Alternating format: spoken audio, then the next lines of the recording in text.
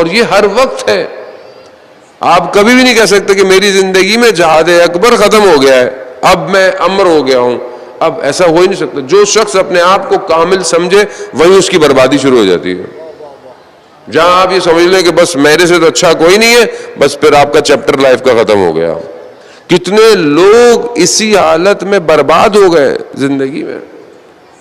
ایک عالم دین کہتے ہیں کہ مجلس کے لیے کم میں کوئی اور عالم دین آئے ہوئے تھے, تو ہم نے کہا یہاں آئے ہوئے تو 4-5 دن ہمارے گھر بھی پڑھ لیں.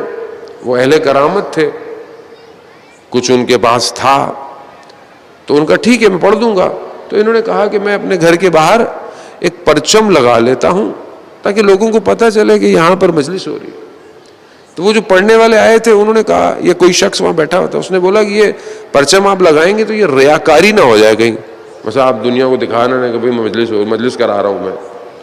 تو انہوں نے کہا کہ میں نے اس شخص کو کچھ بولا, بس وہ میں نے بولنا تھا, وہ جو میرے اندر کرامات تھی نا وہ چلی گئی.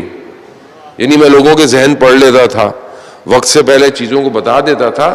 بعض اوقات منہ سے نکلا ہوا ایک جملہ آپ کی 70 سالہ عبادت کو ختم کر دیتا ہے. یہ کیوں ہے؟ کیونکہ انسان بعض اوقات جو چیزیں اسے ملتی ہیں وہ سمجھتا ہے کہ شاید یہ اس کی ہے, یہ اس نے کمائی ہے. ایسا بالکل بھی نہیں ہے جان محترم.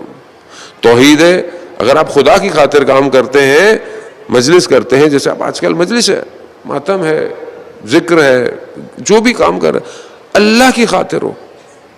خلوص جو ہے وہ ظاہر سے نہیں دیکھا جا سکتا.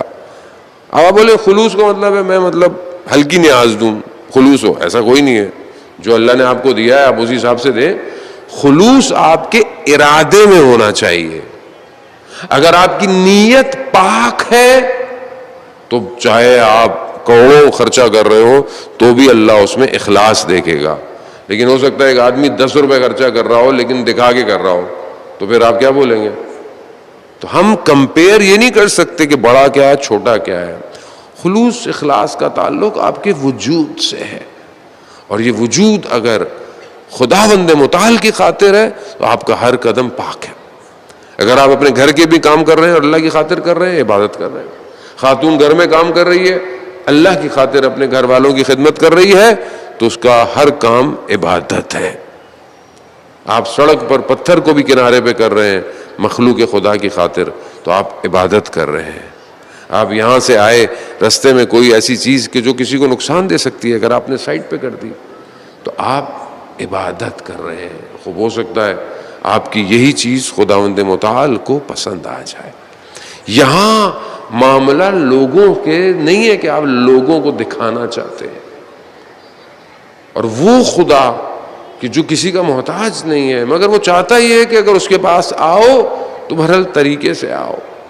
وہ ہر چیز کو کھول دیتا ہے. صحیفہ سجادیہ کی دعا نمبر 7 کے جو خاص طور پہ کووڈ میں پڑھی جاتی تھی, اس میں کیا ہے کہ پروردگار تو ہر مشکلات, ہر دشواریوں کو کھول دیتا ہے, ختم کر دیتا ہے. یعنی دشواریاں مشکلات تیرے سامنے ذلیل ہے. آپ کی زندگی میں جو بھی مشکل ہو, کتنی مشکل ہے آپ کی زندگی میں, کیا مشکل ہے, یہ ساری مشکلیں اس کی بارگاہ میں ذلیل و خوار ہیں اگر آپ کی توحید مضبوط ہے.